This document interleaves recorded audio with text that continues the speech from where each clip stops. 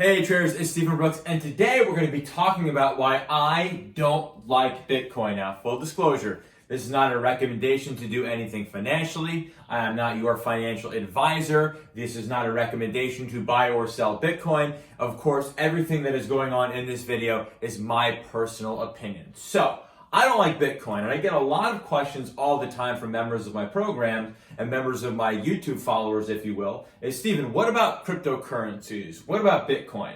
So we could probably get into a much longer and much more in-depth conversation on the idea of cryptocurrencies, which I think the idea is good. But the big question that I get is always about Bitcoin. In terms of the most popular cryptocurrency, at least today, as of shooting this video, is Bitcoin. It trades the highest volume, it has the most articles about it, etc., etc., etc. But here's why I don't like Bitcoin. Now again, everything that I'm going to be talking about on this video is my personal opinion.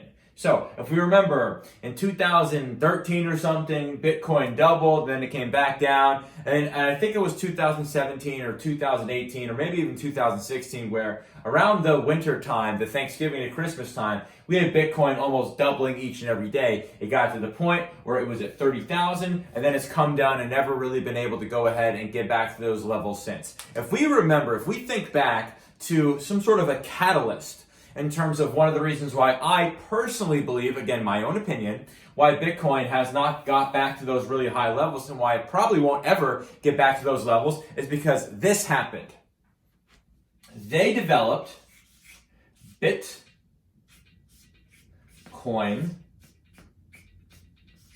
futures. Okay? They developed Bitcoin futures. Now, why did they say they developed Bitcoin futures? They said they developed Bitcoin futures because there was demand for their clients to do so. And of course, not only be able to trade Bitcoin futures in a real type of exchange like the CME as opposed to one of these janky Bitcoin exchanges, but the other reason was that if you trade in these Bitcoin exchanges, it's really tough to get short exposure in Bitcoin. So of course, you can sell to open any number of Bitcoin futures contracts you would like, as long as there's a buyer on the other side of the chain. That was not something that was so easily available to do in something like a BitMX or all those really janky Bitcoin exchanges. So they came out and said, we're going to do Bitcoin futures for those reasons. In my personal opinion, that couldn't be further from the actual truth. I believe that Bitcoin, it went from pennies, let's call it $1, and it went all the way up to like 30,000. When this situation happens, at least some folks, not everyone, but at least some folks who are along for basically any part of that ride, well, they made a significant amount of money. People became millionaires worth tens, hundreds of millions of dollars vis-a-vis this happening. And of course, because of the way that the ledgers are set up with cryptocurrencies, governments can't really go in there and they can't really be able to regulate this and tax folks where they probably should have been taxed with their gains from these cryptocurrencies. So along comes Bitcoin futures. Now, why does Bitcoin futures come around? Again, this is my personal opinion.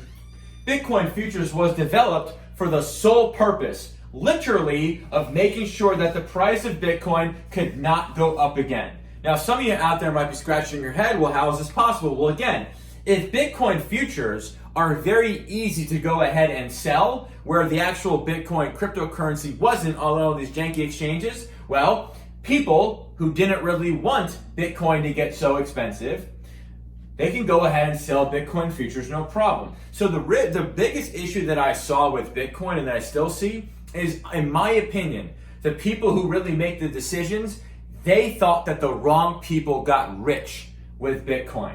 Okay, they thought the wrong people got rich with Bitcoin. And because of that, they needed to devise a not so obvious way, if you will, of making sure that people didn't continue to get rich, aka the wrong people did not continue to get rich via Bitcoin. So what did they do? They developed Bitcoin futures. Why? In my opinion, for the sole purpose of making sure that Bitcoin could not get back to those really, really high and expensive levels it did before.